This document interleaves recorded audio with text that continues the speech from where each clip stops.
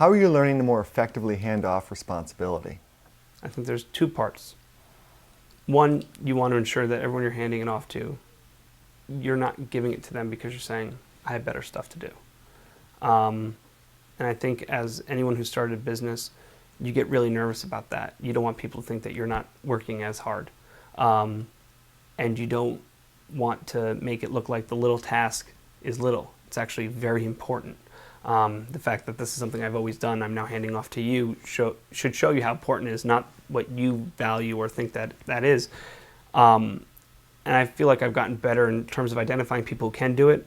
I'm not as good as understanding their own twist on things. I have to have a better appreciation for their view on it.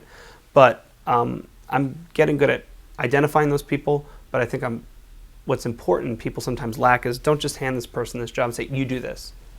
That's one part. Yes, you've been able to look at the list of your responsibilities and divvy things up, but letting this person know, look, this is something I've been doing for 4 years. This is why this is so beneficial to our operation. And you might look at this as something that's so small, but in the long run in business, just even the first conversation we have with this email person, it's important why I'm asking you to do A, B, and C, because we've seen it to have rewards down the line, and letting them know that I'm not just asking this to unload what I have to do. I'm asking this because I know it needs to be done and how important it is, and I'm not being able to do it at the level that needs to be done, and that's why I need you to do it.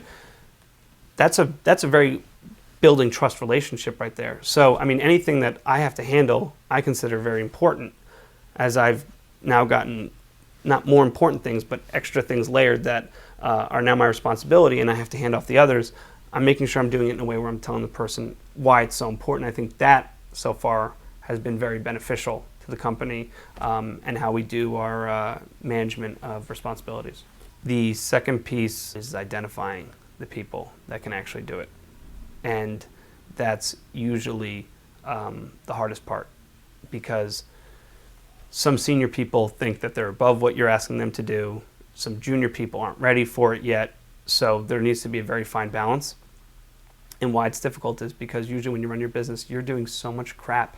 Yes, you can do all these exciting things, but you're doing so much crap that needs to get done. And ensuring, senior people, letting them know that this really is important. But finding the political way to give out those responsibilities is really difficult. And something that you need to make sure that everyone knows. Just because you're giving a lot of your responsibilities to one person doesn't mean that person is your right-hand man. It doesn't mean that person is going to get a promotion. It doesn't mean that person is most important in the company. It's that person is best able to handle that. So identifying it in the political part is also a big trick in how you delegate responsibility.